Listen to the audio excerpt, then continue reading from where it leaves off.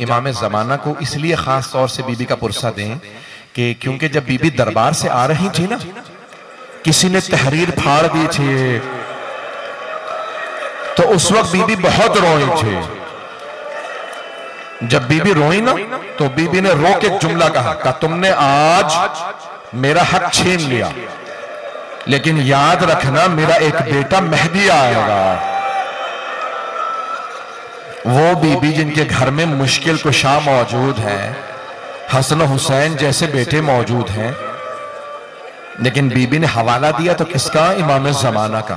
کہا یاد رکھنا میرا بیٹا مہدی آئے گا، میرے ایک ایک ظلم کا تم سے بدلہ لے گا۔